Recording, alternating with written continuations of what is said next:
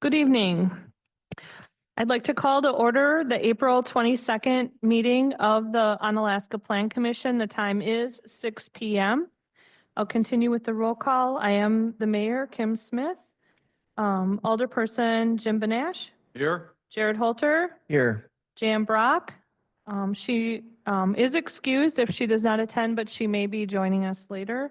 Tom Smith, Here. Eric Archer, Here. Bill Lethan. Here. Thank you. Item 2 is consideration and action on meeting minutes from the previous meeting. I'll make a motion that we approve the minutes from the previous meeting. I'll second. We have a motion by Tom Smith that's been seconded by Eric Archer to approve the minutes from the previous meeting. Is there any discussion? Not seeing any. All those in favor, please say aye. Aye. Any opposed, say no. Motion carries unanimously. Item 3 is public input. This is the time where members of the public may address the Plan Commission. If you choose to do so, please come up to the podium where the microphone is. Begin by stating your name and your address and limit your comments to 3 minutes. We do have public hearings additionally in the agenda, so this is general public input. Anyone who would like to give general public input, now is the time to do so.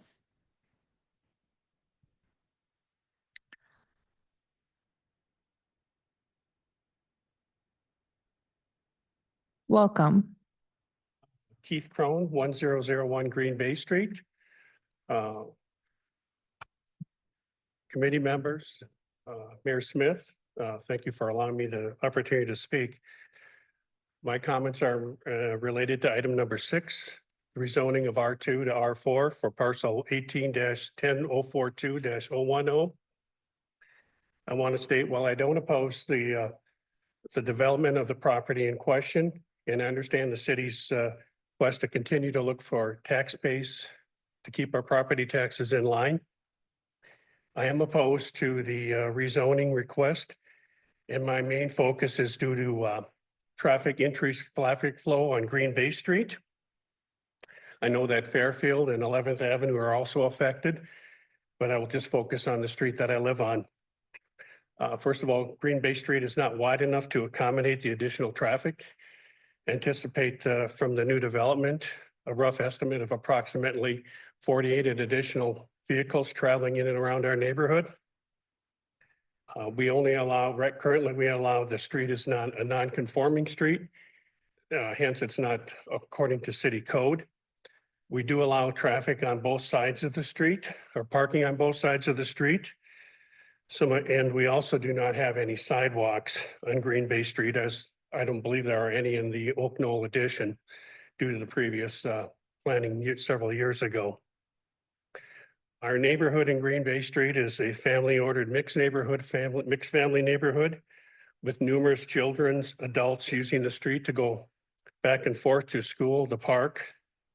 Also, this is a popular walking avenue for other folks outside of our neighborhood. And as many of you know, I did send some photos along. Thank you, Katie, for posting those photos along with my email this afternoon to give you an idea of the type of foot traffic that we see.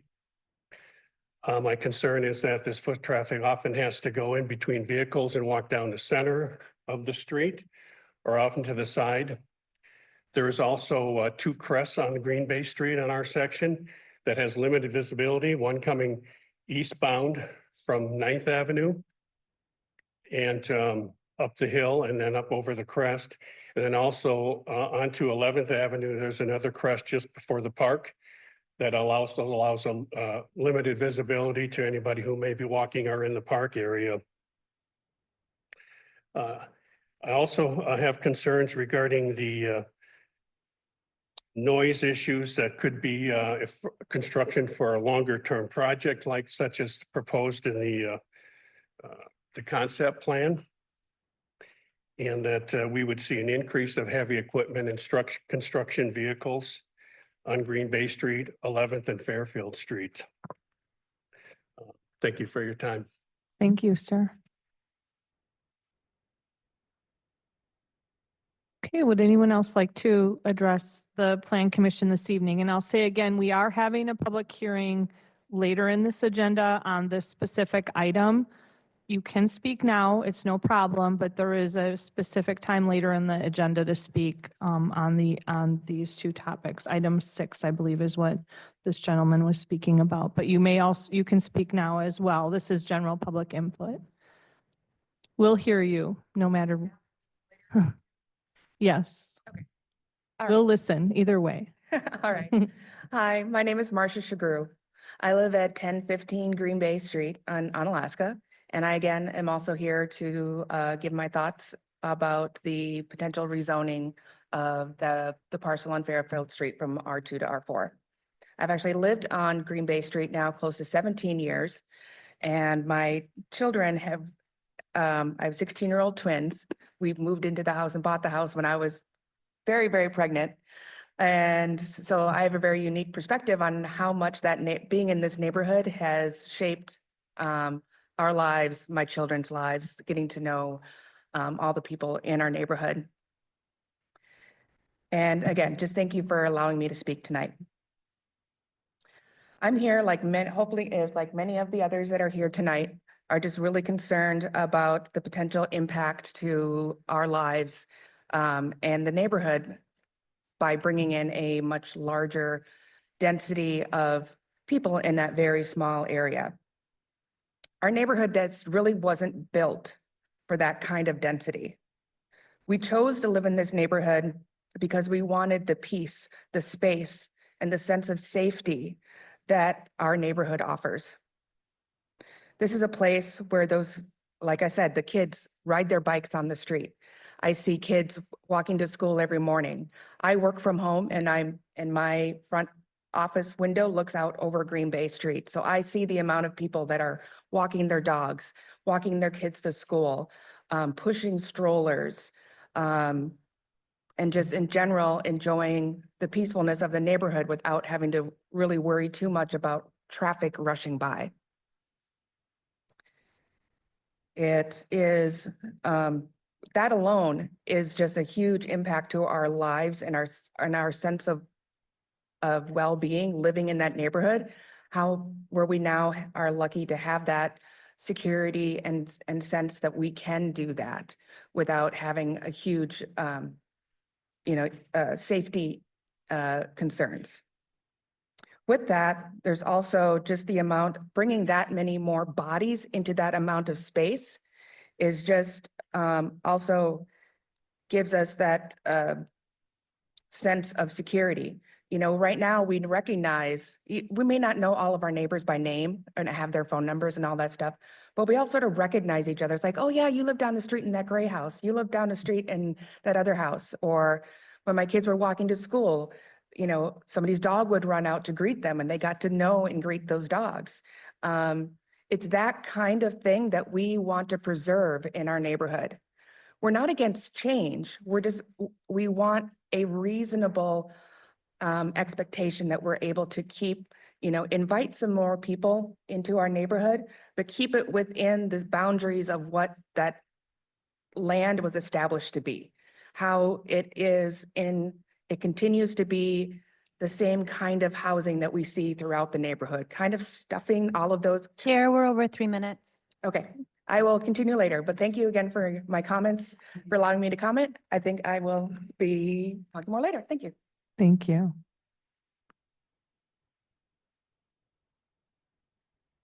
Okay, would anyone else like to give public input this time? Evening. Welcome. Hi, I'm Betty Bertrang. I live at 1000 Green Bay Street in Onalaska, and I love it. We've lived there since 1991. And it is a peaceful, just like my neighbor was talking about, it's a peaceful area with some larger than average lots. That was very intentional. It was kind of a woods at one time. And we used to have neighbors who would remember when Wilson Street was dirt. And they would like to tell us back in the day what it was like. And so my main concern really is density. We've always known that that would be developed eventually, and we're not against that. But the density is the issue. How many people do you shoehorn in there? And the traffic, I can see that being a very heavy issue because already at Fairfield and 12th, it's pretty clogged up sometimes. And then you've got Wilson and 12th right there. And so if it were me and I lived in there and it was all jammed up, I would buzz on Green Bay or over on 12th and then to Hickory or Green. You know, the people are going to do that. They already do it from the hospital or the high school area. We get a lot of flow through, many people going fast. And it is narrow, like people have mentioned. And we do have some parking, you know, on each side. And sometimes in the past, there's been trouble with dump trucks even, or garbage trucks, or the snow removal when people were parked on both sides in the winter as they eat, you know, as it gets narrower and narrower and snow, you know, is at the edges. So we already have a narrow situation. Many people with pets and many children learning to ride their bikes go up and down the street where, like it was said, no sidewalks. But really the density, when you put in if that would go through 48 units, which is already more density than the R4. And then you take how many pets would be in there, how many people would be in there, and how many vehicles would be in there. It's pretty mind-blowing compared to what we're used to for the density. It's completely surrounded, as you know, by R2. So R4 seems a huge leap and we're opposed to that. So thank you for your time. Thank you, ma'am. Does anyone else want to speak under general public input?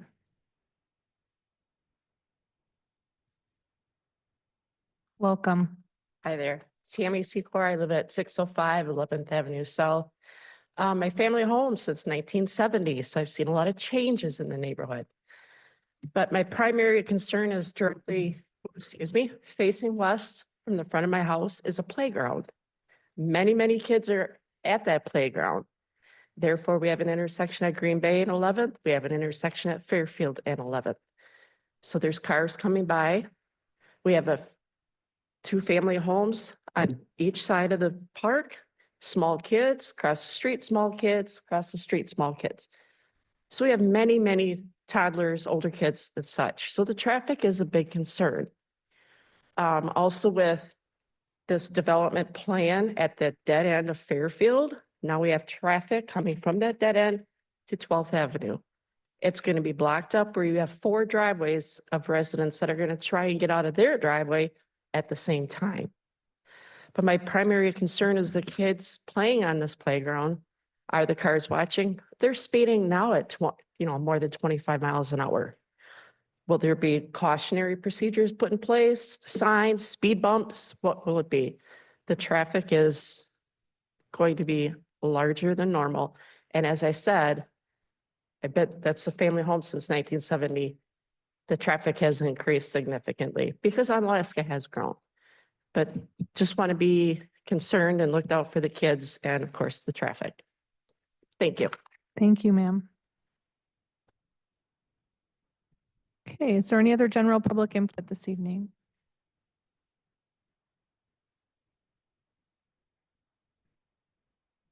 Welcome. Thank you. Tabitha Bruley. I live at 1010 Green Bay Street. Thank you for hearing public input. As a homeowner of an adjacent parcel for over 20 years, I very much appreciate the existing quiet neighborhood reflective of the assets detailed in the comprehensive plan and look to those responsible here to safeguard those assets.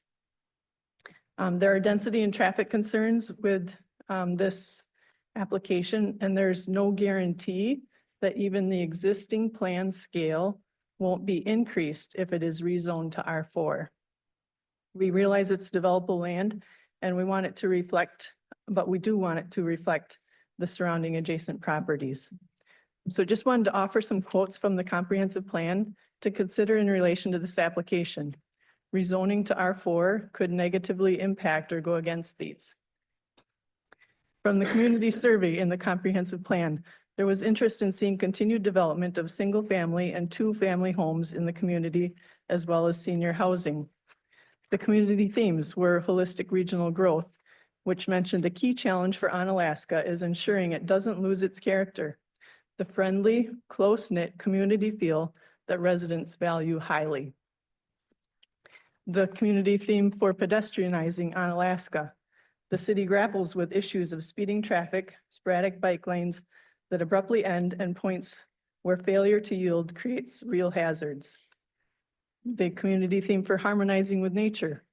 This connection with nature has always been central to Onalaska's history. While growth and development are paramount, they shouldn't come at the expense of the environment. So I'm thinking of the park in relation to this. The vision statement says, above all, the city maintains its small town feel and high quality of life that make it a community of choice. Community pillars for community says Onalaska's sense of community and small town feel are essential parts of the city's character. Pillar 3 for nature and recreation, the city invests in an expansive public park system. The pillar 4 for connectivity, there's the community's culture of bicycling and outdoor recreation, as well as sustainability and environmental awareness. Page 133 of the plan says, it mentions keeping the building scale consistent with existing neighborhoods. So I do appreciate your consideration. Thank you, ma'am. Is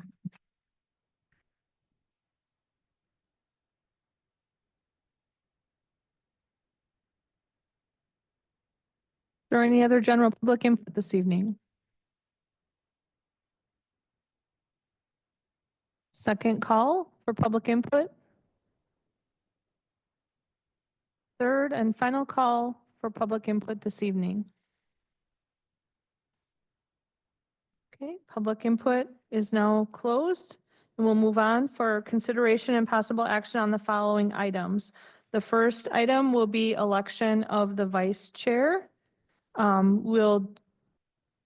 can do it by the preference of the committee. I was thinking of opening it up for nominations, getting a second and voting in favor of the person or voting them down unless you prefer to use another method. What's the desire of the committee? Is that okay? Fine. Nod, okay. All right. Are there any nominations for vice chair? I'd like to nominate Eric Archer. Okay. Is there a second? I'll second it. Okay, I have a nomination and second for Eric Archer as vice chair. Eric, do you accept the nomination? I do. Okay. You looked a little. I have a motion and a second on the floor. All those in favor, please say aye. Aye. Any opposed, say no. Congratulations, Eric. You are the vice chair. Okay, item 5 is a public hearing. This is for the annexation petition to annex 0.5 acres from the town of Onalaska to the city of Onalaska, located on North 415 Abbey Road. This is tax parcel ID number 10-2380-0. The applicant is John and Nancy Hayes. I'll now open the public hearing and ask for anyone wishing to speak in favor of this annexation petition. Welcome. Begin by stating your name and your address. John Hayes, N5415 Abbey Road. Our residence is the first residence on Abbey Road going north beyond the city line. We're in the town of Onalaska.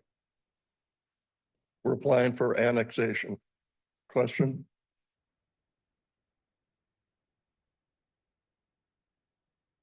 Okay, thank you. Thank you. During a public hearing, the committee is not allowed to ask questions. During the public hearing, we're just only allowed to listen, but later during the discussion portion, if we do have a question, John will be sure to call on you. Okay, so public hearing, I'm asking for people wishing to speak in favor. Is there anyone else who would like to speak in favor of the annexation petition? Second call for anyone wishing to speak in favor. Third and final call for anyone wishing to speak in favor of this annexation petition. That part of the public hearing is now closed, and I'll ask if there is anyone who would like to speak against the annexation petition. Would anyone from the public like to speak against the annexation petition? Third and final call for anyone wishing to speak against the annexation petition. Not seeing or hearing anyone, I will declare the public hearing now closed, and I'll ask our city planner, Katie Aspenson, to introduce this topic to the Plan Commission for deliberation this evening. Katie? Thank you, Mayor. The applicant in question intends to annex one parcel of land of a half acre containing a single-family dwelling. The city is directly adjacent to the south of the subject parcel, and access would be obtained from Abbey Road. The applicant has requested the low-density residential R1 as the incoming zoning district. The city did hear back from the Department of Administration, and they have found the annexation petition to be in the public interest, so they are supportive of the annexation petition. Cities should approve proposals for annexation when they meet the following guidelines and criteria: that the area has access to or can be easily connected to areas served by the city.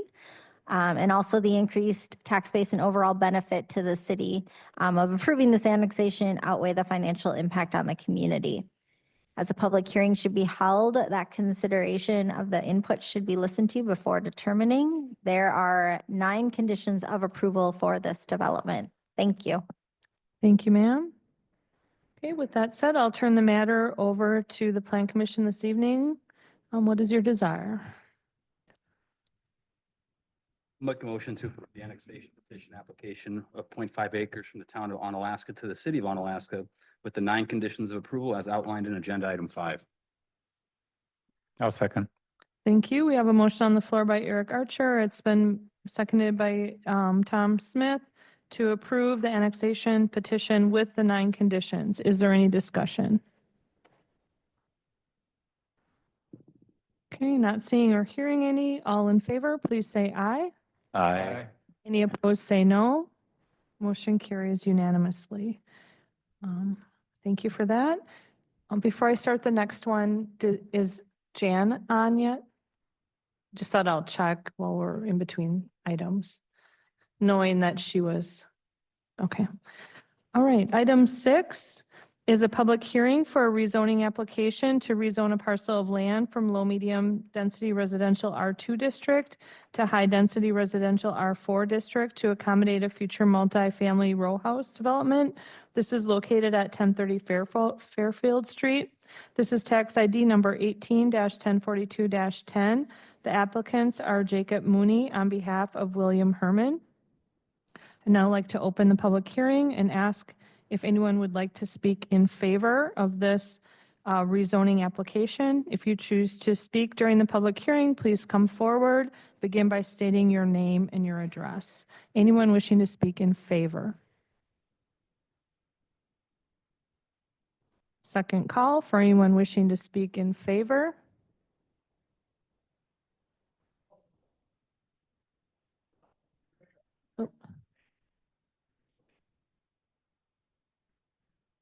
Yeah, I think they were gonna add some stuff too, but I got some stuff here in the comprehensive Okay, so plan. please begin by stating your name and your address.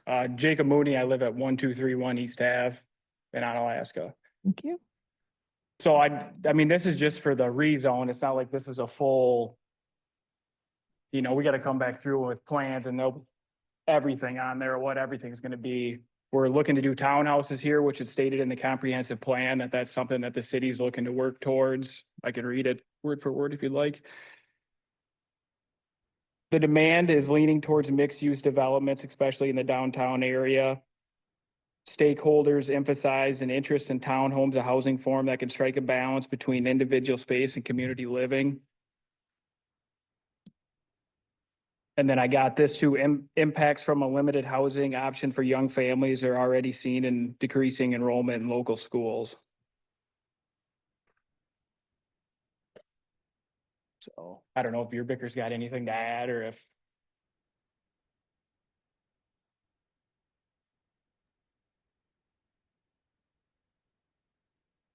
This is Scott Dishler from Beerbeckers. And what is your address, sir? 2227 Winfield Drive in Reedsburg, with Beerbecker Associates, the engineer.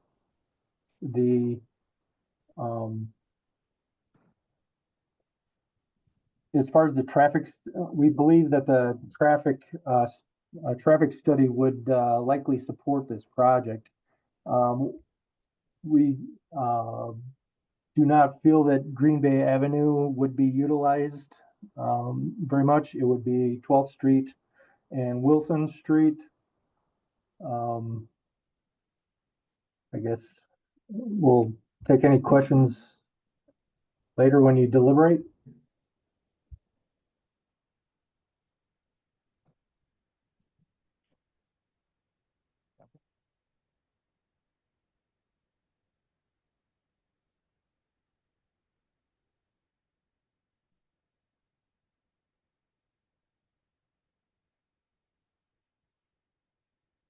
Yeah, thank you. This is just a public hearing. It's not a dialogue. So are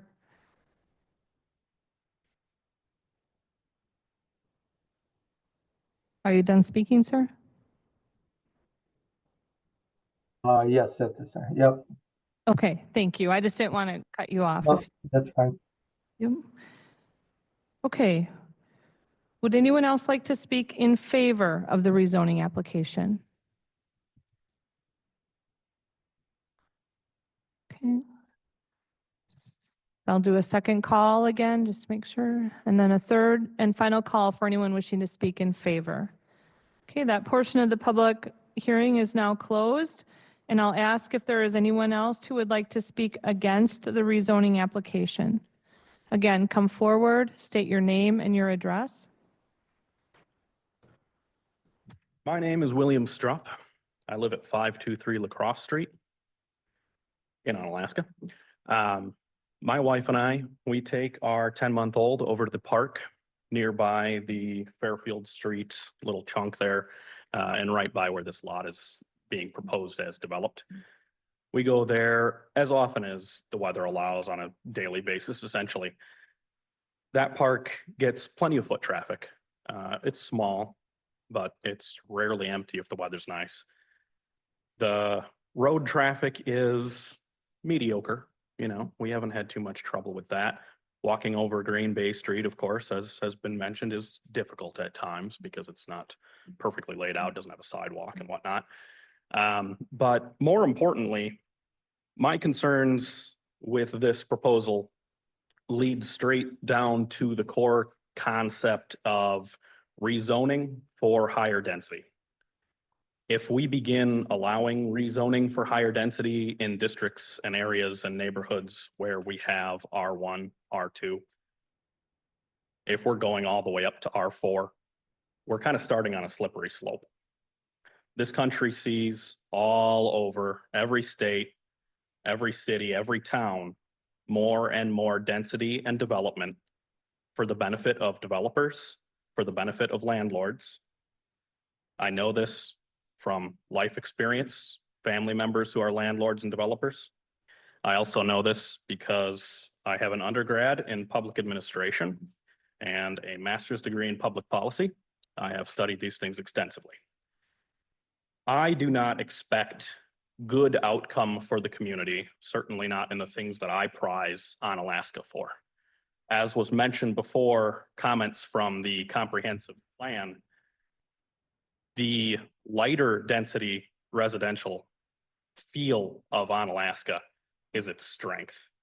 I challenge you to find very many other communities left in this country, much less just this state, that has the same kind of community and safety, comfort, ability, walkability, all of this, and in such a convenient location, in a beautiful location. There are young families that are going to want these single-family homes. That's going to happen. I'm one of them. My daughter's 10 months old. I'm only 32. I know I look a little gray, but I'm only 32, believe it or not. We're out there and we're looking for homes like the ones that are in that area. Currently, it's almost impossible to swing, but that's an economic issue on a greater scale than we can handle here in this room. Developing into townhomes requires, well, at the count that they are proposing, requires moving to R4. R4 is not limited to 12 or 24 townhomes, unless I'm mistaken. Which, as was also mentioned before, really rather opens the door to an even denser development right across the street from the high school, which I can see why that would be appealing to a developer. More people will want to live right by a high school where their kids can go to school, walk to school safely than otherwise. in most cases. However, I also feel that a lot of people grow up imagining themselves buying a home that is not attached to another home, or even worse, many, many, many homes. That was always my dream, was to have my own home. I have that now. I don't want to share the lot with other people. I don't want to have that privacy impacted. And I can imagine the folks that live right next to this lot don't want that privacy impact either. The density is just a bit high. I would much rather see it used by being broken up into 6 or 8 lots and used for normal single-family use with simple R1, R2 residential placement. I don't see why that would not fit what we have in that neighborhood. I do see why R4 would not fit with what we have in that neighborhood. I don't want to see the neighborhood change. If the neighborhood changed dramatically, I'm going to want to move out, to be honest with you. It's not going to be particularly appealing if it's overdeveloped. On that, I think I will close my comments. Thank you. Thank you, sir.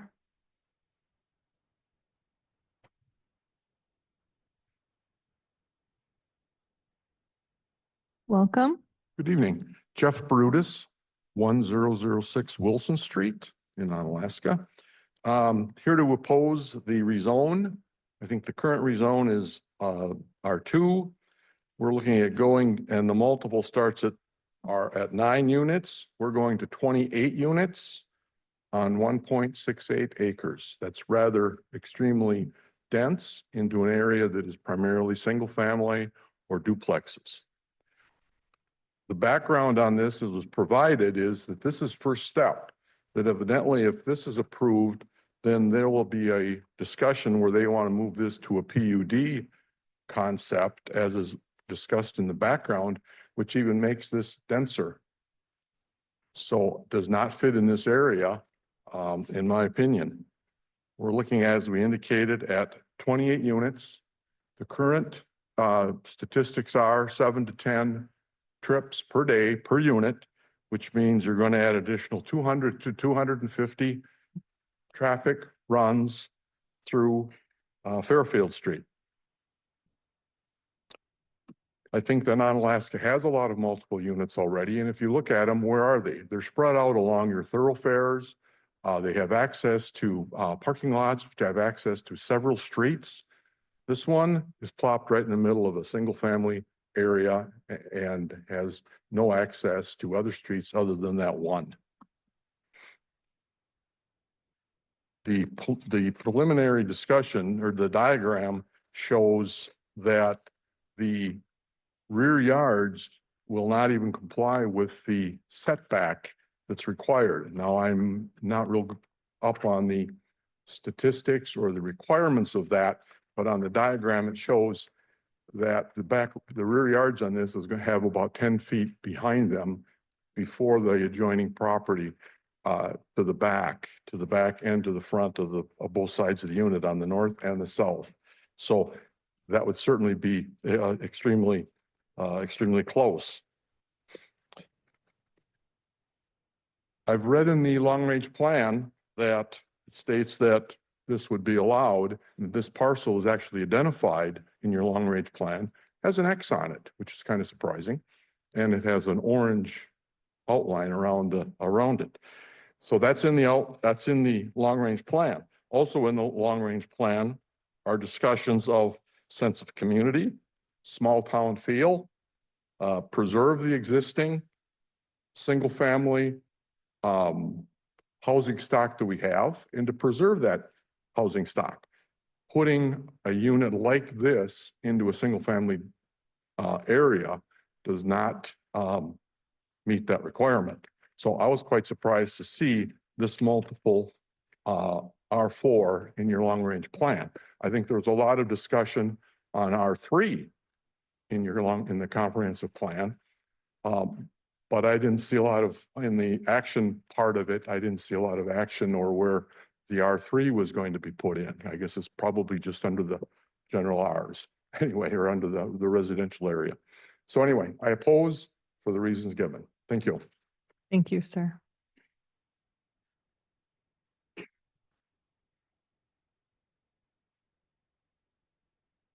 Welcome. Good evening. My name is Mark Bertrand. I reside at 1000 Green Bay Street in Onalaska. My wife and I also own a commercial building that went through the zoning process in 2002 that's located at 1401. I have gray hair and I wish I was 32.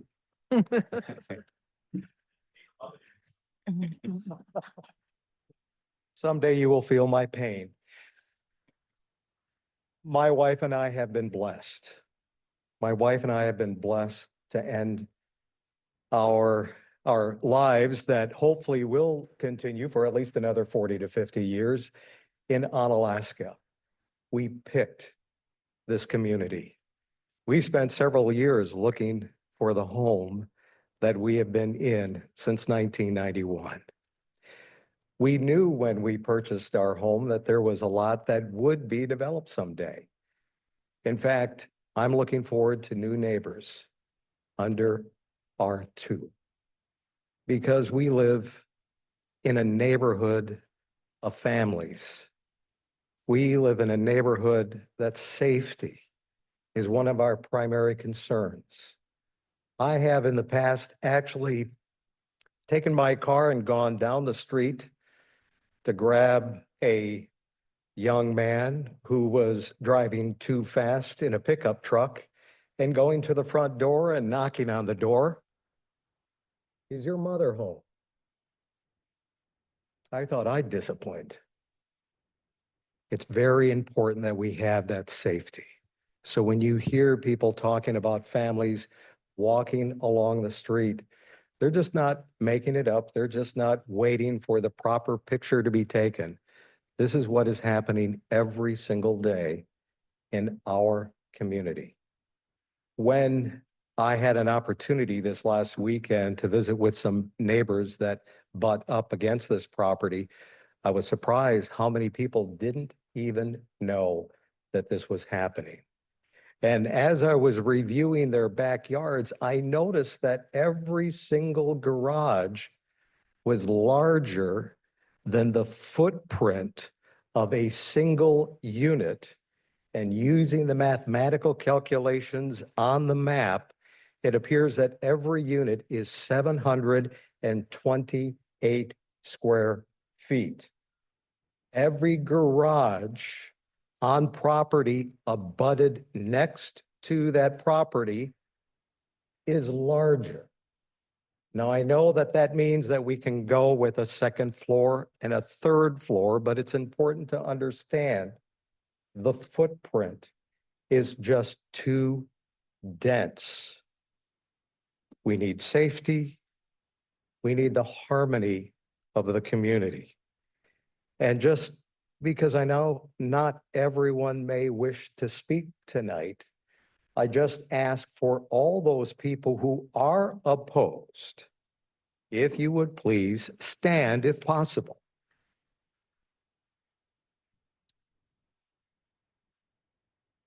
Thank you. Thank you, sir.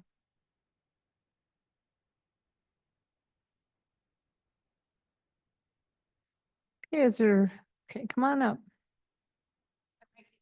Yep, that's okay. Welcome. Hi, I'm Amanda Hoy, and I live at 1035 Green Bay Street. I have 3 very small children and actually have 2 neighbors on both sides that also have very small children. Actually, there's a total of 11, all grade school and under. And the thing I love about our neighborhood is my kids can walk to school and I feel safe. But I'll tell you, it took me a little bit of time to make sure that they were safe walking to school, because with the high school right on the other side, we do get traffic, speeding cars. And that's why I'm opposed to rezoning this area. The traffic, it will increase. People today aren't paying attention as closely. They're on their phones. We all see it. My kids like to go to the park. We've experienced the traffic around the park. And so I am opposed for the safety. I care a lot about my neighbors who also walk their dogs, just meet each other out on the side. We don't have sidewalks either. And there is a hill that we have to be concerned about. So I'm opposed to the rezoning. Thanks. Thank you, ma'am.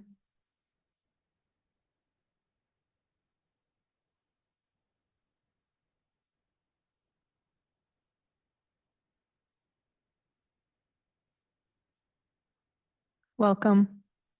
Hi, I'm not a public speaker. My name is Joanne Gilgy. I go by Joe. I live at 1025 Green Bay Street. My husband and I moved in about 8 years ago. We have 5 children, ages 11, 9, 8, 5, and 4. When we moved in, 0 could ride a bike. Today, all 5 of them can ride a bike, and we love our street. We love biking. We love walking. My kids bike to school. We play with our neighbors. Amanda just spoke. It is a lovely, lovely neighborhood. My husband and I have many concerns with this unit, but I would say by far our biggest concern is the increase in traffic. And I guess I would question the gentleman in Reedsburg's comment about we don't believe that Green Bay Street will be impacted. I would like to see a traffic study done as to whether or not the traffic on Green Bay Street would be impacted, because we all firmly believe that it will. Thank you. Thank you, ma'am.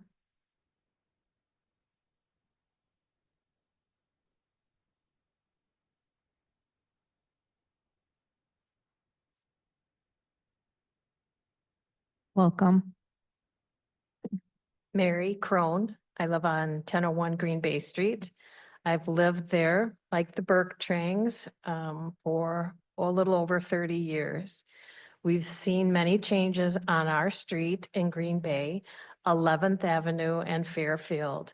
And back in that time when our children were little and on the street, we had to really be careful of the traffic from the high school. We had to be careful when the snowplows came in because there wasn't enough room on both sides for the plow to get through. And at one time, the city put in no parking on one of the sides of the streets just for that reason. I had watched from my front window a snowplow run into my garbage cans because he could not get around the cars that were parked in the street. So it's not just the traffic increase and the density, but it's really where are these cars going to be parked? How is that going to make our neighborhood look? But for the new families that we are seeing move into this neighborhood, it's really lovely and refreshing to see. So I don't want to spoil anything about that. And I am opposed to this. Thank you. Thank you, ma'am.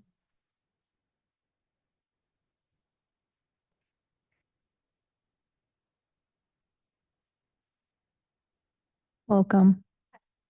I'm Addie Peckham. I live at 1041 Green Bay Street. My husband and I are recent residents. We moved in like a little over a year ago. And the one reason that we moved to this neighborhood is because there's a park right down the street that our children could go to. And there's a lot of children in this neighborhood. And when we moved in, as soon as our kids were playing in the front yard, so many people came in within a week to introduce themselves. And we've met so many of the kids in our neighborhood. Our kids have learned how to bike in this neighborhood. We bike on a daily basis. We love playing outside. And I'm very concerned about the rezoning because of the traffic. Thank you. Thank you, ma'am.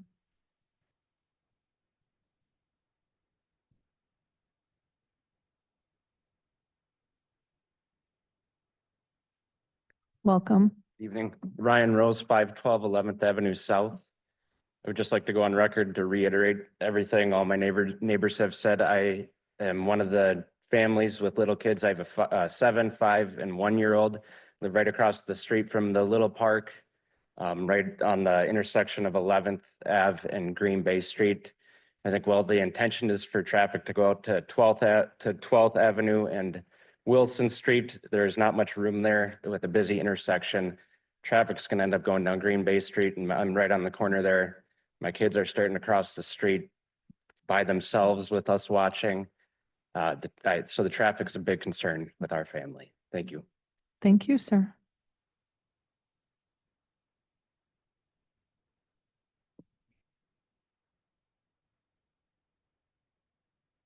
Welcome. Hi. Hi. My name is Tina Cupits. We live at 1009 Green Bay Street.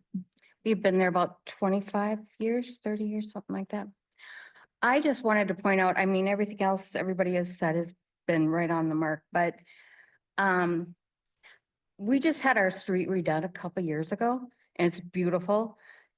But for people who have nice cars, it's like a speedway, you know, it's this beautiful piece of asphalt. And when there's nobody parked on it, they just want to go 50 miles an hour. I've called on speeders probably 3 or 4 times and reported them. And I rarely see police presence on our street. So the fact that you're going to be introducing that many more cars is a real issue, and I don't want to see somebody get hurt. And I think you guys should visit the site before you make a decision, because you just can't see it in plan view until you're really out there and see how all these things hit at one point. And you're just going to have a madhouse of cars. So I would just ask that you do that first. Thank you. Thank you.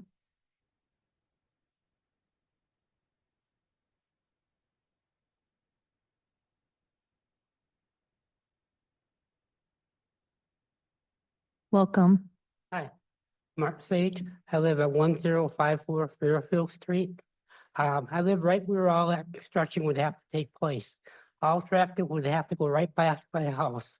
Where would the people park that are building all of this? Is they would take all the parking spots, and getting in and out would be a nightmare. And getting onto 12th Street would be hard too, because there is no way to get in and out of there other than on Fairfield Street or Green Bay Street. Yeah, and then there's people that like to have other people come and mow their lawns and do garbage and mail pickup. Where are they going to be able to get through with all the construction cars parked all over the place on our street? There's just not enough room for all this to go on. Thank you. Thank you, sir.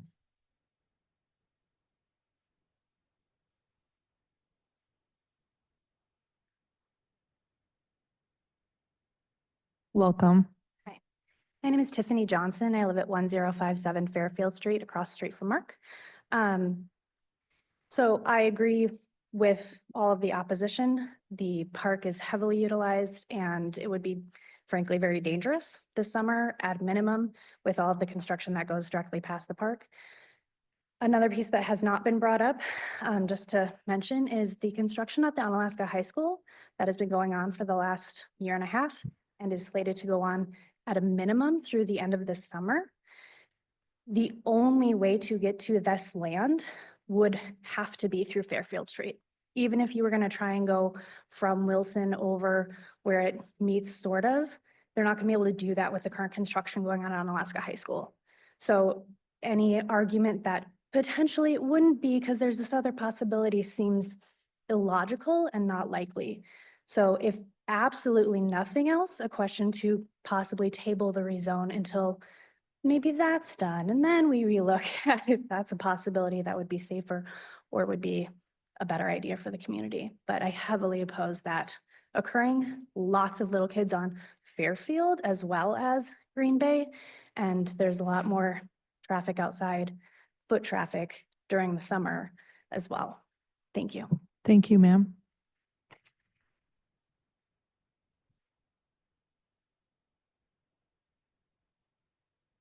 Welcome. Thank you. My name is Dean Zimmer. I live at 1014 Green Bay Street. Could we see page 11 on the screen, please, for the agenda?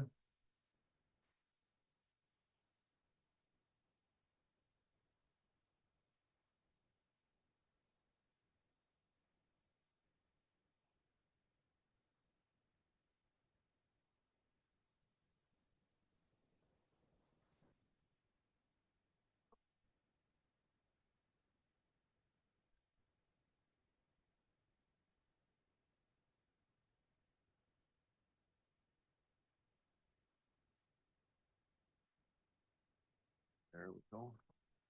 Well, the blue box is the area in question that the people in the room are opposed to rezoning.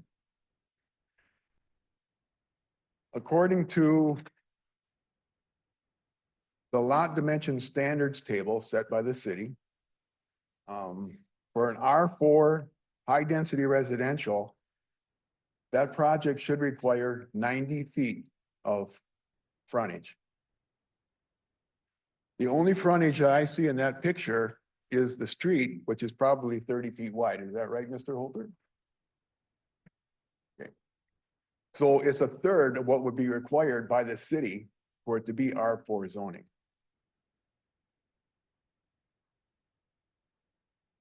Also on the picture in the orange, the top, then it's another example of R4 zoning. But if you drive by there, you'll find that each one of those numbers, 1012, 1014, that's a duplex with a tiny bit of green space, probably 0 lot line between. That section is all duplexes, and every one of those duplexes has its own access to Lacrosse Street from their home. They don't share that access with anyone. So, far different from what we have at 1030 Fairfield. Down in the right-hand corner is the Leo Fishman apartment. That's a small apartment for probably special needs. I doubt if everyone there even owns a car. That has a far more access for that small building on Wilson Street, which is a high traffic area. And if you look on the map that's not included in the picture, it also has property that fronts 12th Avenue South, but it's not used as a driveway at this time. So those two examples should not be considered when you consider what is being proposed at 1030 Fairfield, because they're totally different situations. Everyone is going to funnel through that small white space that's just a third of what the city requires. So please consider that, and thank you for your service. Thank you, sir.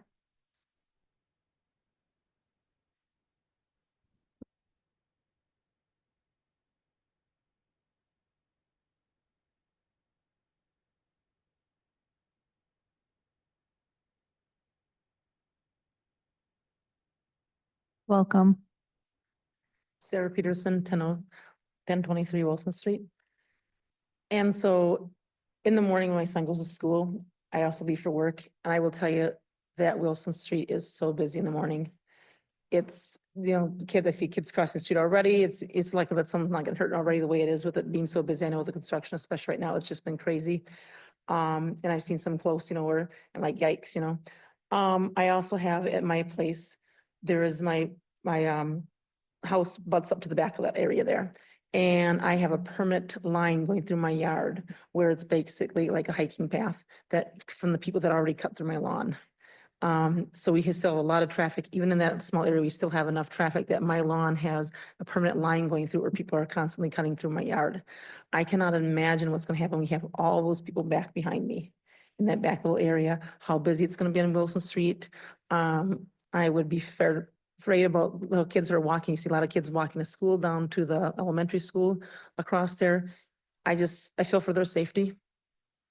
And I also wonder too, looking at that, the picture you have up there, is what happens if there's an emergency back there? If there's some kind of emergency in the back building there, let's say you have all these apartments and all that in the back area, how likely is it you're gonna be able to get people back there to be able to do something like firefighters, anything like that back in there, take care of business without it getting bad?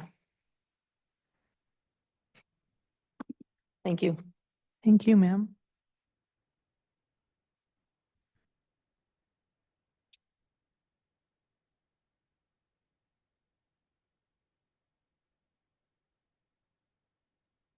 Welcome. Thank you. Hi, Marcia Shagru, 1050 Green Bay Street. Thanks for letting me speak a little bit more. I think the general consensus is sounding like, traffic, safety, home and community, neighborhood, well-being and so forth. But also the area itself right now is also, while we understand that, you know, there is going to potentially be some type of development there wanting to keep within the same look and feel and zoning of the existing homes. And also just the natural beauty of that area, the amount of trees. I don't know if it's in one of the, if something similar is there. If you could see, there's just a huge amount of trees in that area. And it's also on a hill. If they have to develop that entire area and they have to scoop out all of that hills, what's that, is that gonna mean like a big retaining wall coming off the back of my lawn? Is that gonna, you know, what if our kids or pets or something have, you know, are gonna be navigating this area? How, what kind of safety measures are there gonna be? Is there gonna be a huge fence on top of a big retaining wall? It's, you know, it just doesn't seem, like, again, trying to stick that kind of density in there, whatever zoning and whatever kind of development kind of comes in there, I'm hoping that they will take into account the existing trees and the existing architecture and landscape of that area. And just like you've seen up on the screen, it looks like on paper that Green Bay Street and Fairfield Street are the same size. It's not. Fairfield is a much narrower street than Green Bay. And also, if anybody's been, any of our neighbors coming home from, say, Sam's Club, and you're trying to turn on to Fairfield to get into our neighborhood, sometimes we're sitting in our cars, 3-4 cars deep, waiting for a chance to turn off, if you're heading north on 12th, to turn on to Fairfield from going north. The same thing going south. It's just, the whole area is just not built for this kind of thing. Other places, yes, this area is just not. It's just wouldn't be a good idea for, and I think the people who would potentially live there would be equally as frustrated with trying to get in and out of that location with the way it's currently proposed. We need to keep it small, keep it in line, and keep it, you know, keep it safe. Thank you. Thank you.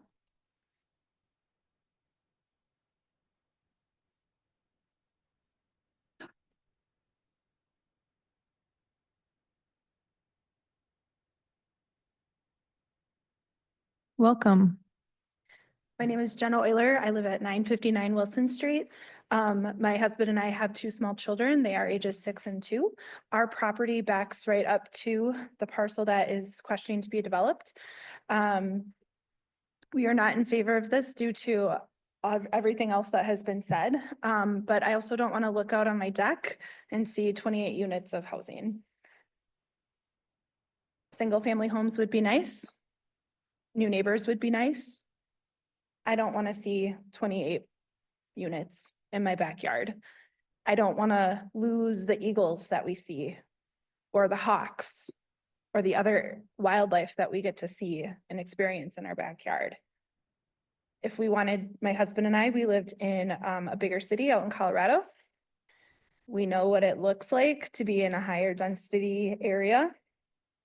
It's part of the reason we moved back, why we chose Onalaska. And we would, if we wanted to have that again, we would go back to a bigger city. And that's not what we want for ourselves or our family. So I appreciate your consideration and listening to all of our comments. And again, I know there's been a lot of speakers from Green Bay Street, but Wilson Street is just as impacted. And the high school, tonight there's a track meet. It's very hard to get through the street safely. So also keep that in mind. Thank you. Thank you, ma'am.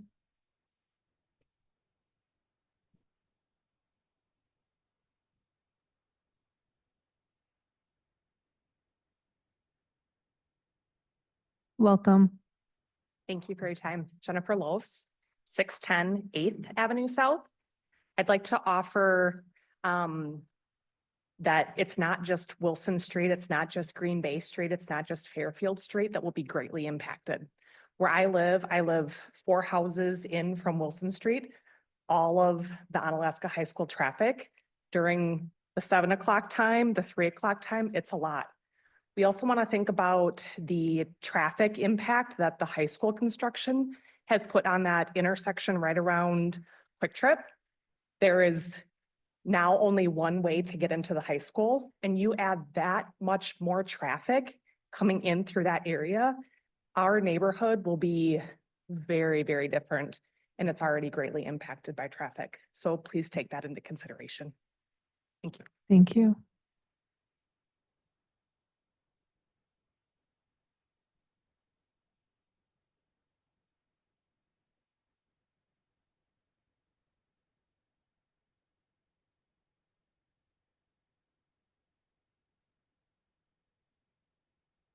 I'm Beverly Furman.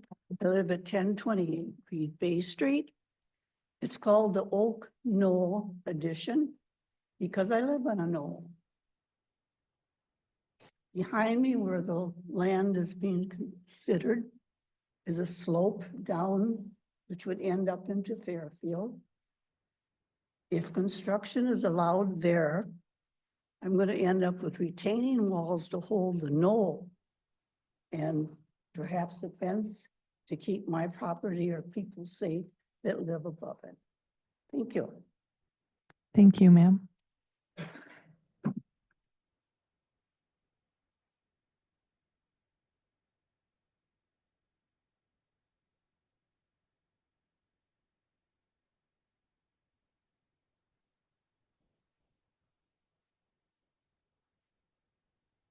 Okay, do we have anyone else?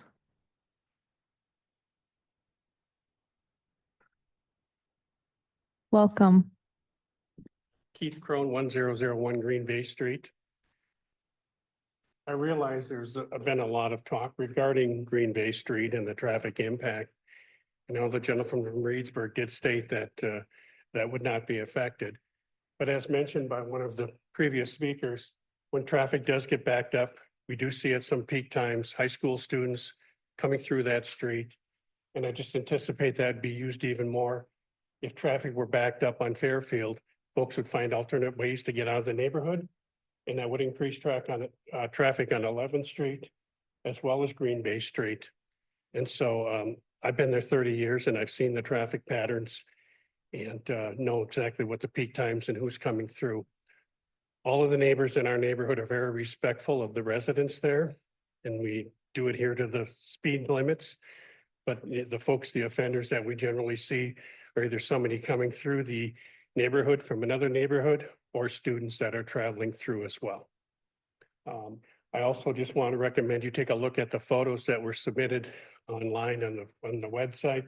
Gives you kind of an idea of the type of foot traffic, the folks that are utilizing that street. And I think that that's been brought up many times. So thank you again for your time. Thank you, sir.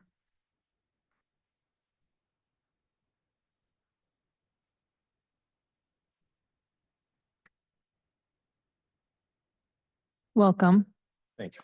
Jason Tepp, 1103 Fairfield Street. So I live on the corner of 12th and Fairfield. And I spend a fair amount of time sitting out in front of my house. It's a busy street. It's not in Fairfield, as we've heard, it's just not built for heavy traffic. Adding this, obviously you've heard plenty of people talk about it. It's a high volume. It's probably going to double the volume of traffic down my street. The winter, that little hill can be challenging.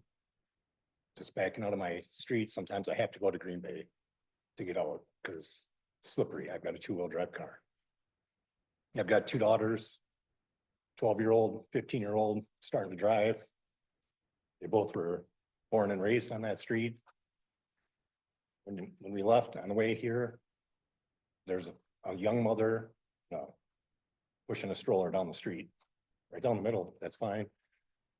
But it's a very family oriented area. Apologize, I'm a little nervous. And we like to keep it that way. I bought a corner lot on a busy street. I knew the traffic was going to be there on 12th. Fairfield, I can see it backed up at the stop sign getting to Wilson, going south all the way to my house at times. You add this increased population, where are they going to go? They're going to get stopped on Fairfield. They're going to go to, like everyone said, to the other streets. There's this area, I think it's almost a third of a mile on Wilson. There's no inlets. Same way down to Green Bay or Green Street. It's about the same distance. There's two inlets. There's two inlets on 9th Street. There's not enough access to this area to increase the population. Adding housing in there, single family, perfect. But we really have to be careful about how we move forward with that area. Thank you. Thank you, sir.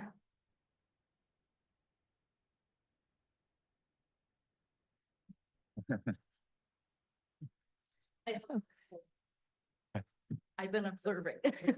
I'm Kathy Brutus. I live on 1006 Wilson Street.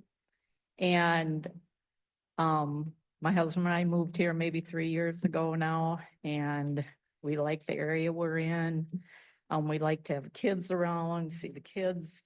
They speak to us when we're outside, when we walk from high school and everything. And I'm just looking at the young families and hearing them talk tonight. And it's just my observation that you put a huge unit, which I agree, I oppose, thinking it's way too large for that area. You may start losing small families. And on Alaska, I think that's the beauty of Onalaska. You've got youth, you've got multi-generation, and I'd hate to see good young families leave an area because of big traffic safety issues. So I think just the consideration for young people, getting young people to Onalaska is important too. So. Thank you, ma'am.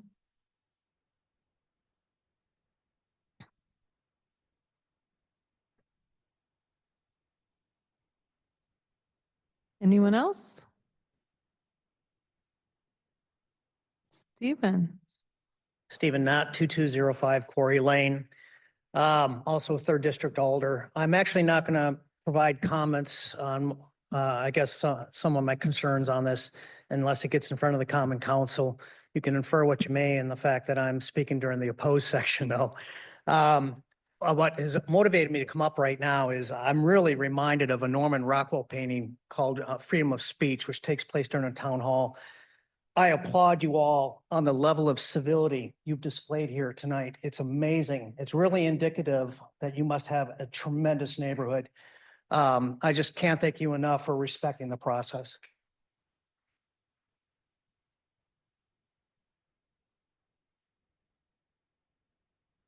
Thank you for that. Elder Knott.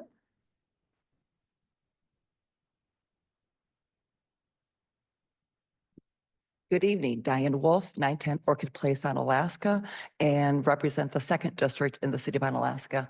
I wasn't planning on speaking, but I want to certainly echo 3rd District Alder Knott's comments. I've sat through a lot of public hearings in my time on council, and this is probably one of the all-time best represented, not also of just 2nd District and also 3rd. I do want everyone who's in the audience to know that right now, as far as for voting, there are 4 electeds who are here tonight. Myself representing 2nd, Alder Knott representing 3rd, newly sworn in 2nd District Alder Kathy Lohendorf, and also 1st District Representative Jeb Benash, who represents the 1st District. So 4 out of the 6 are here to hear you. And those who are not here, the other 2, they will get the minutes, or if they wish to, they can certainly go ahead and watch the video that will be online on YouTube. And do note that if this were to go forward, if for some reason it ever became a tie, you also have Mayor Kim Smith here, who is our mayor, who can break the tie for or against. So you have a lot of elected people here who are listening to your concerns. I also personally want to thank Mark and Betty Bertrand for allowing me and inviting me to their backyard and their neighbor's backyard this past, I think, Friday evening. I don't remember in all my years there whether or not we've ever had a plan commission where we actually like met on site before. I just don't remember, but I do know when when I've chaired Board of Zoning Appeals in years past, there was one issue, or there was one topic, I think we met on site 2 different times before we came back, I think maybe the following month, and actually voted on it because it was controversial and pictures just didn't do it justice, and just driving by doesn't do it justice. And I would have never known for sure what was behind all those houses on Fairfield and Wilson until you actually see this. If you have any intentions of wanting more information, one can always, forward it to Plan Commission next month, or vote it up or vote it down, and then it'll come to council, and then we'll make that decision. But I was very surprised just what the site looked at like itself. And if you haven't seen it, I would certainly ask that you seriously consider taking a look at it. And I'm sure there might be more than one person in the audience who would be more than happy to go ahead and have you come into the backyard so you can actually see it. But good luck tonight. Thank you. Thank you again for everyone coming tonight. Thank you, ma'am. Okay, is there anyone else wishing to speak against?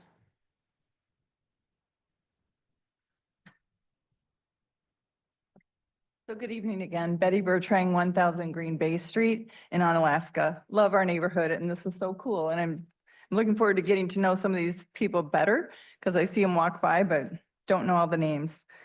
One thing that really hasn't been talked about yet tonight is the runoff concerns. So when you do go there, like Diana invited you to, and she was gracious enough on a Good Friday to come over and spend time looking at it. Our yard's pretty low down there, and it goes up a bit in this parcel they're talking about. And so runoff issues are a big deal. When we did our little office building at 1401 Main, the city came and helped us make sure that we had a retaining pond that would capture all the runoff from our parking lot and from our, all the hardscape and the sidewalks and everything. And it's a pretty darn big retention pond, and it gets full sometimes because you guys are always concerned about that 14th and Main and, near that pumping station or whatever that is. And it would get flooded there. If you guys have lived here long enough, you've been in situations where you have to go around that where it would get flooded. So the runoff, unless there's major excavating, tilts right to our backyard. And we've never had a wet yard back there ever. Even during snow melt and everything, we've never had it mushy back there, even though it kind of looks like a creek would run through there at one time, but it never has. And that lot they're talking about has always been dry, to my knowledge, always. So when you have all this hardscape with this narrower, our street's only 30 feet. That's not what they're doing nowadays. And then they're proposing just a 20-foot, and Fairfield is somewhere, I think, between 20 and 30. And so it's not only a dead end, but also the runoff in the city, storm sewers, and, the lack of all that kind of infrastructure. And then I question, why would you have such a narrow entry into this area with such dense housing and emergency vehicles and everything? They do have kind of a turnaround mapped out on their drawing, but, it's very narrow. Where does all the snow get piled? And that's more runoff. And there's just a very small retention pond. And we thought it was ironic that a lot more hardscape, a lot more driveways, potentially the street and all that. And yet it's a smaller retention pond than what we were required to have at 1401 Main. So just some thoughts on that. And then the fact that it is a dead end and it is really tight that people have mentioned.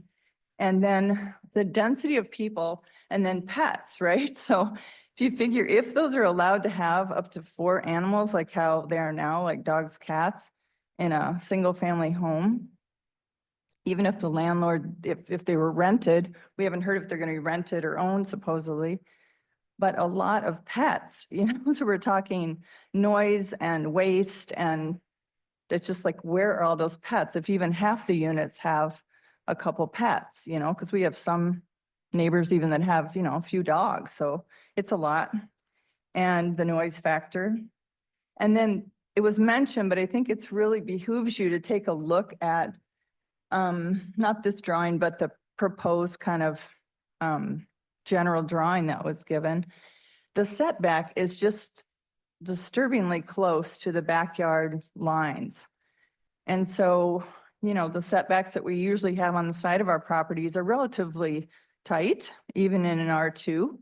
But in R4, I'm just wondering, is that why it's so tight? It's only like 6 or 10 feet off the back line of our neighbors, where those buildings would be. So not even the kind of backyards we're used to, or even half of what you're used to, not even a third of what we're used to, not even a fourth, so very tight. So there again, people that are right in line with those would be pretty much looking at a wall of buildings. So a very big change from the R2 that we're used to right now. So thank you again for your time. And if you have any questions or want to come for a site visit, we're more than happy to host everybody. We'll roast a pig. Okay. Thank you, ma'am.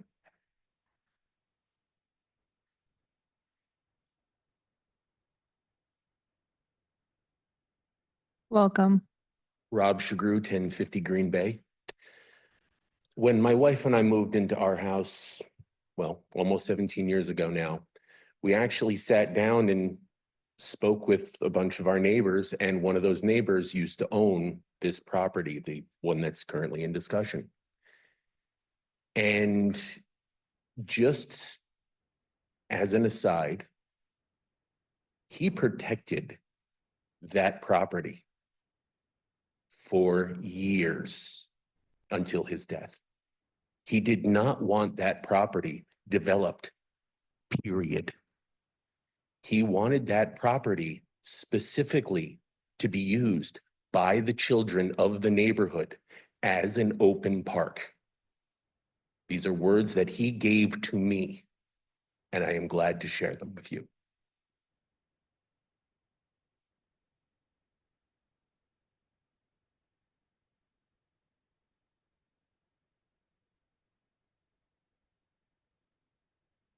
Welcome. Thank you. I was born Oop, in you need to start with Alaska. your name, ma'am, Oh, and your I'm address. sorry. Sorry to mess up your Who speech. cares about the name? Deb Croner, 945 Wilson Street. I was born and raised and lived in the house until I got married. As a child, the kids, my dad would take us kids down there in that field, and that used to be open field from Wilson Street over to Main Street. And kids would go down in those fields and we'd play, and we had the best of time. And I feel so bad that this is trying to do something else with it. My biggest concern with this property, if you would go through with it, I have the greatest fear. If there was ever a fire down there, who's going to get hurt? Because you're packed in there and only one way out or one way in. And it scares me. Thank you for your time. Thank you, ma'am.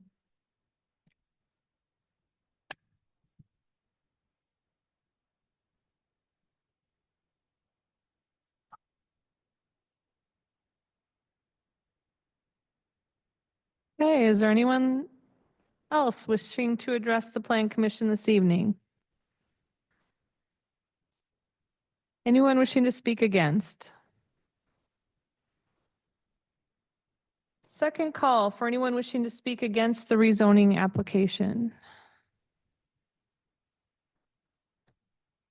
Third and final call for anyone wishing to speak against the rezoning application this evening. I'll now declare the public hearing closed. And I'll ask our city attorney to speak briefly on the matter. Why don't we let Katie read her staff report first?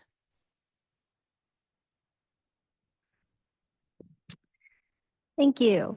The parcel in question is currently vacant and is approximately 1.68 acres in area that has site access from Fairfield Street as a dead-end street.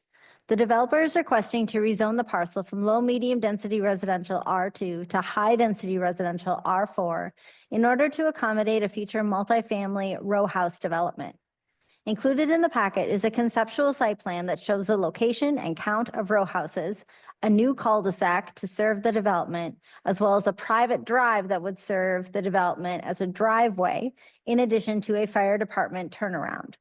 The concept plan as it's proposed tonight does not completely conform to the Unified Development Code and zoning ordinance. And it is expected that the developer will apply for a planned unit development in order to request deviations from the Unified Development Code for the development in order to be allowed if this rezoning application is successful. The concept plan can change from what is being shown today, and also between that time frame and a planned unit development application. The requested zoning is in conformance with the Live-On-A 2040 comprehensive plan. City staff have put together a total of 6 conditions of approval for this development. Thank you. Thank you, Katie. Amanda, did you have something you wanted to add? Yes, thank you. And when we have a rezoning like this with a conceptual plan, it becomes very easy to focus on the conceptual plan. And so I just want to remind everybody that we are not approving the conceptual plan tonight. And so our discussion should really center around the idea of zoning. Do we think that it is appropriate for this particular parcel to be a higher density zoning district? And so that decision is separate from the approval of the conceptual plan. So you could decide, yes, that you think a higher density zoning is appropriate, but that the conceptual plan is not appropriate. And so, and I am not advocating for any of these things. I just want to make sure that we separate out the issue because it gets really easy sometimes to sort of muddy the two together. So tonight's focus is just on zoning. What do we think the appropriate zoning of this district is? And then depending on the answer that comes out of that, we'll sort of determine the next step of then when a plan is brought forward, do you think that's appropriate plan given the neighborhood, the density, the zoning and all of that? And that's a future discussion. Does that make sense? With that being said, Katie, what was the zoning called out in the comprehensive plan, the future zoning for this parcel? The comprehensive plan called this out as a multifamily land use district, which is intended for large-scale multifamily developments to add to the city's housing supply and a variety of housing options. So that's a R4 then? R4 would be an appropriate district that would satisfy the the comprehensive plan's future land use map. Thank you. Okay, with the staff report complete, I'll turn this matter over to the Plan Commission this evening. What is your desire?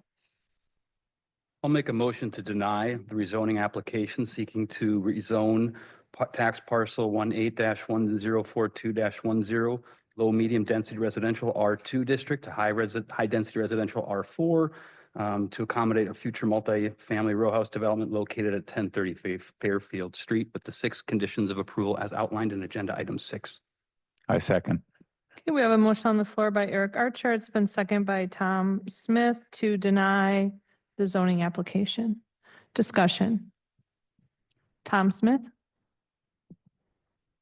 Turn my cell phone. Okay, thank you. I just want to compliment everyone who came today. I think this, as Alderman Steve Knott said, this is great. This is the kind of planning commission stuff where we need to hear from the residents that are impacted. It's your lives, it's your community. So I compliment you all for coming and speaking and doing it. I also agree that, I used to live not too far from that off of 12th Street and a number of years ago. So I'm very familiar with the area and actually drove around it yesterday when I got the information just to kind of get an idea so that I know what I'm talking about when I see the picture. But I agree with you. When you look at a picture and then you go look at it, it's a lot different. So I just think that it's too much for that community. And I think single families it makes much more sense, building multiple homes there. So I just support keeping it at R2. That's my thoughts. Thank you. Eric Archer? So Jared, I think a lot of things probably intersect with you in terms of runoff traffic, emergency response street with central to what I understand is pedestrian traffic on the street, being no sidewalks. That's absolutely fair. As a parent with kids, I understand that as well. Could you share with us your thoughts on a lot of those things that I think intersect with your lane? Go ahead, Jared. That's okay. No, okay. So I'm gonna lead this off that I've also been here almost 30 years at the city. Probably drove down Green Bay Street too fast when I was in high school because I also graduated from here. So with that, I've been in your neighborhood. I always tell people whenever they contact me regarding an issue, I don't live in your neighborhood, but I tend to get in enough neighborhoods. I tend to have a feel for what's going on and things like that. So I do put a caveat in here. I don't live in your neighborhood. I don't eat and drink on your deck. So you do know more about your local conditions than I would, but I think I am fairly knowledgeable. So variety of topics have come up tonight, and I'm going to kind of talk from an engineering standpoint, kind of, whether this is, you get to certain points where is something over a limit. There's no equation for, your interest of what's traffic safety versus your interest versus someone else's can be totally different things. So some of is not always an equation to get to that point, but it's subjective. And I obviously respect you guys live in the neighborhood. So just as far as traffic goes, typically a single family home produces 9 to 10 trips a day. These will be a little bit smaller units, so we're probably in that 6 to 7 trips per day range. So as was stated previously, we're looking at R4 zoning. So when I look at that site, maybe you look at worst case scenario, there's a 36 units in there or something. That would be 266 cars per day approximately. But either way, you're going to have 170 more trips. Those streets in that neighborhood, has been pointed out tonight, Green Bay Street is only 32 foot back to back, back of curb to back of curb. That is a street width that we do use in new subdivisions in the city with the newer standards. The rest of the streets in that whole area are all 37 foot wide, which is our typical city street. 90% of the streets are that width or narrower within the city. That street is meant for traffic like this. We have 4th Avenue North right outside City Hall, carries 1,500 cars a day, and that street is the same exact width. There is some unusual geometry with the duplexes that were put in years ago. There is a horseshoe in the road, some things like that. But as far as just from a width of street, cross-section of street, that street can carry that traffic. Whether it's good for the neighborhood, that's another issue. A lot of things that come up about traffic and how that interacts with pedestrians in the neighborhood. Obviously, there's no sidewalks in that neighborhood. When Raymond Brothers developed that area, Lacrosse Street, 11th Avenue, Fairfield, back in the late 60s, the city did not require any pedestrian accommodations in that neighborhood. Really, with what I'm hearing tonight, we should have a sidewalk project in that neighborhood because we don't want pedestrians on the street. No matter if this development goes in or retains as a park, we shouldn't have, our goal for pedestrian safety is to never have them in the street. The pictures that I received as part of your public comments are not good. It's just what it is. But I understand that's the only spot you have to go. So that is where you're going to be. So with that, there will be more traffic in the neighborhood. I believe that 90% of the traffic is going to go out to Fairfield Street and go onto our arterial street of 12th Avenue South. Over the years, I've found that it's human nature, whether you're parking at Walmart and you want to drive around for 30 minutes, getting the spot right next to the door where you can park out at the edge of the parking lot right away. People go the shortest distance, the easiest way that they can go. If there is backup at Fairfield Street and 12th, you would see some possibly people going a different direction. But so most of the traffic, whatever development happens here, in my opinion, is going to go out to Fairfield Street and go out to 12th Avenue.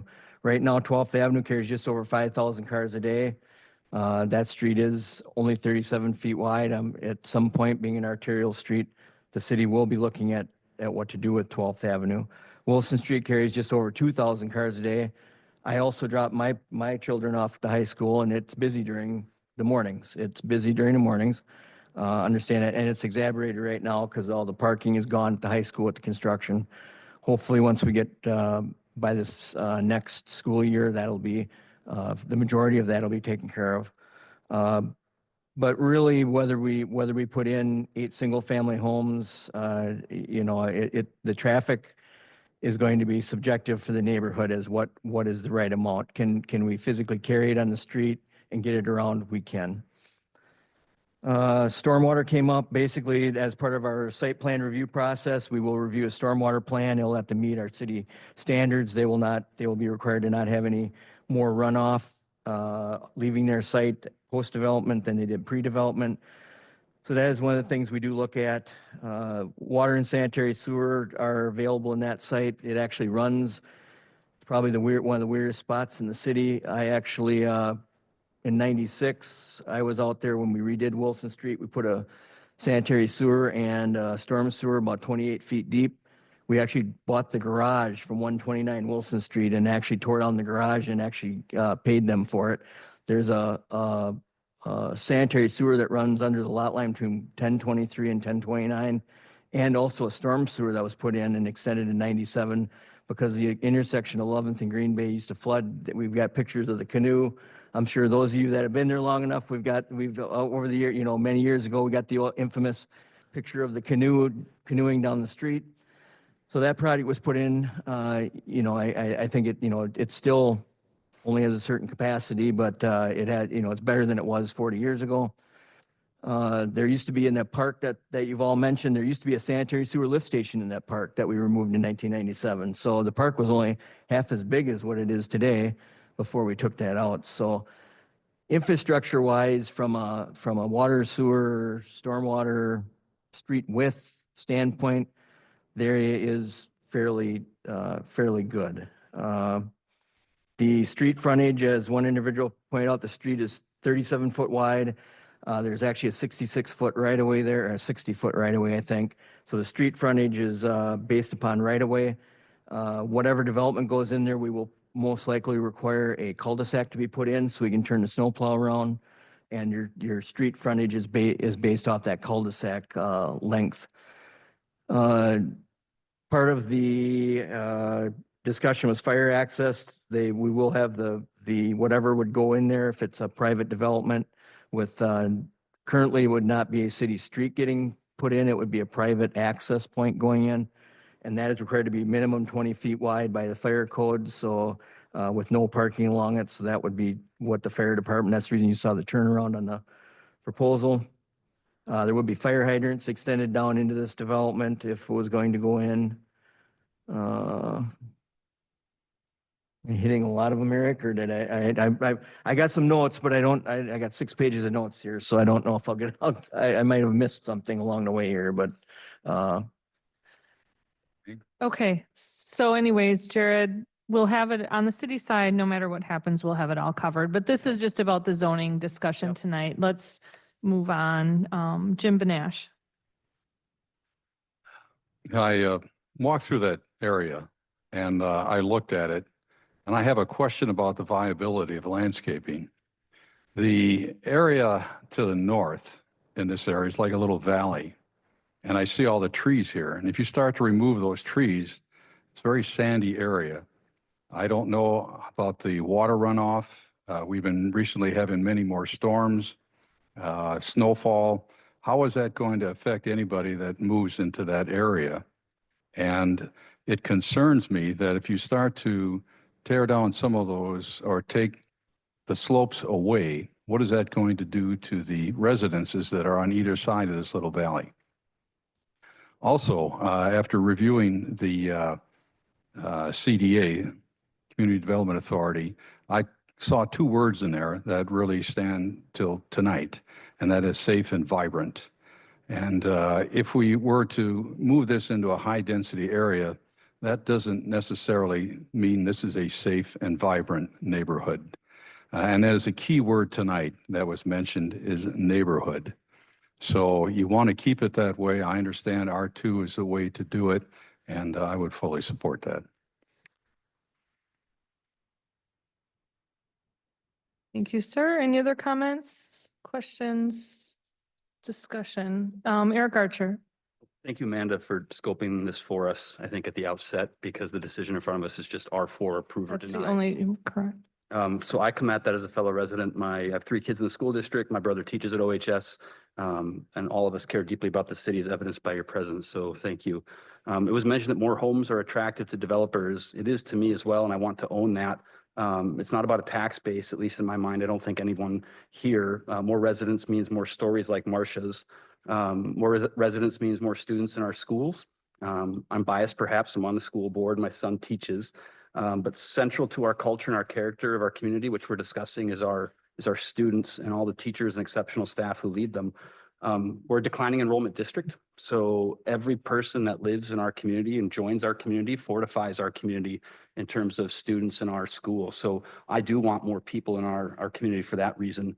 I appreciate, Tabitha, all your comments about framing within the comprehensive plan that we have in front of us. Everything you said strikes me as true. I don't disagree with any of it, and I appreciate that depth of understanding among many of you. So I appreciate that as a plan commissioner and a guy who sat on that in that community. So all that said, development's needed. That's where I fall. It aligns with the comprehensive plan for our schools, for each other, for the stories that are yet to be told, and not for developers. It's both. It's not either or. But it needs to be in keeping with the comprehensive plan, and in rezoning to R4 is not in my mind, so I will not support.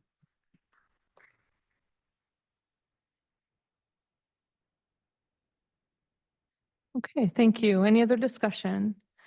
Okay, the motion on the floor is to deny the rezoning application for the parcel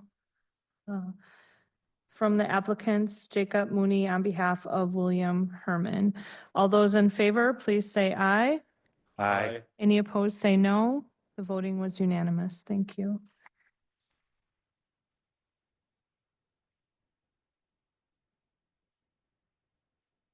Item 7, certified survey map, CSM application to subdivide 1 parcel into 2 parcels and 1 outlot located at Crestwood Court to accommodate a new single-family development. This is tax parcel ID number 1865590. The applicant is Dylan Bean for DM Family Trust. Katie? You want to wait a minute?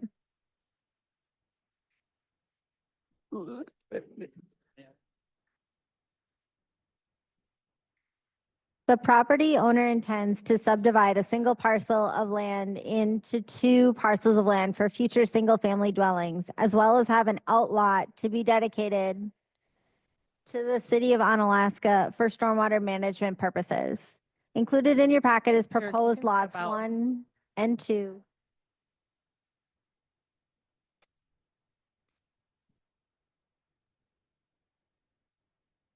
Eric is going to just step out for a moment. Oh, I thought he.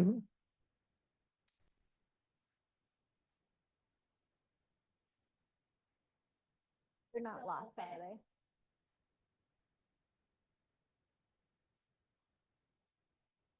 Proposed parcels lot 1 and lot 2 meet the minimum lot development standards found in table 13.02.24-1 lot dimension standards tables and table 13.02.25-1 site dimension standards in the low density residential R1 district and the Crestwood Estates planned unit development. This would be the 3rd time that you've seen this proposed development come forward. They recently were rezoned from the R3 district down to the R1 district. Subsequently, you had approved a planned unit development for this to occur, and this is the final step to allow for the 2 homes to be constructed. Included in your packet. Oh no. One moment.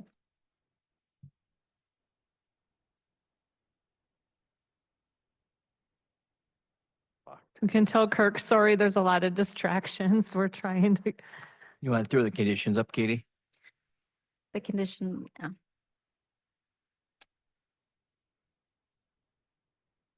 Eric.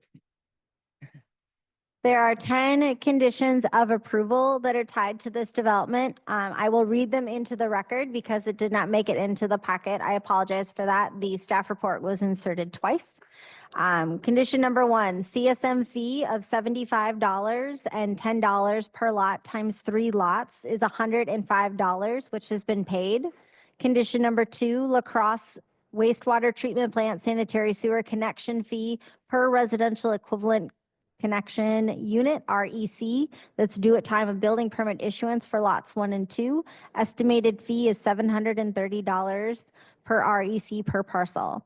Condition number 3, park fee per residential parcel in the amount of $922.21 due at the time of building permit issuance for lots 1 and 2. Condition 4, new lot pins are required. Intermediate lot stakes are required for all lots over 150 feet in depth. Condition number 5, certified survey map shall note all easements, water, sewer, storm, access, etc. No encroachment of buildings into easements is allowed. Condition number 6, property owner to record said CSM with the La Crosse County Register of Deeds and provide a copy of the recorded CSM to the engineering department. Condition number 7, outlot 1 to be dedicated to the city of Onalaska. Condition number 8, owner developer shall pay all fees and have all plans reviewed and approved by the city prior to obtaining a building permit. Owner developer must have all conditions satisfied and improvements installed per approved plans prior to issuance of occupancy permits. Condition number 9, all conditions run with the land and are binding upon the original developer and all heirs, successors, and assigns. The sale or transfer of all or any portion of the property does not relieve the original developer from payment of any fees imposed or from meeting any other conditions. Condition number 10, any omissions of any conditions not listed in committee minutes shall not release the property owner or developer from abiding by the city's Unified Development Code requirements. So there are 10 conditions of approval that are tied to this development. Thank you. Thank you for that. Okay, so there are 10 conditions. What is the desire of the Plan Commission this evening? I'll make a motion to approve the certified survey map with the 10 conditions as read aloud tonight for Crestwood Court to accommodate new single-family development tax parcel 18-6559-0. I'll second. We have a motion on the floor by Jared Holter. It's been seconded by Eric Archer to approve the certified survey map with the 10 conditions. Is there discussion? Jared. Just as a side note, the outlot 1 is a current stormwater management facility that we didn't have dedicated as part of the plat, probably an oversight. It has an easement on it, but this will get the city actual control of it, so we'll actually own the land under it. The lot line will probably get massaged up to Crestwood Circle. We may have an easement to get out there instead of actually owning the land there. They are finalizing that, but it will give full access to the city to access the outlot for what we need, so that's all I have. Thank you. Any other discussion or questions? Alder Banash. The outlot, who owns that particular spot? Currently, the landowner owns it, but we have we have about an acre easement on it. So this will clean it up where we'll actually own the land where our stormwater facility is at, which is better for the city. Thank you.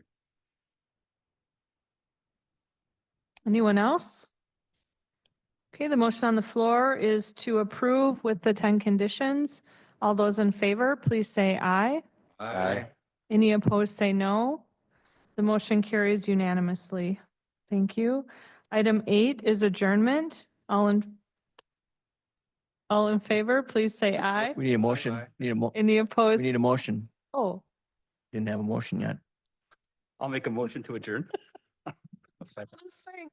okay, we have a motion by Eric Archer. It's been seconded by Tom Smith. All those in favor? Aye. Aye. Is anyone opposed? Okay, we are adjourned and it's 7:46 and I guess Eric and I are out of sync.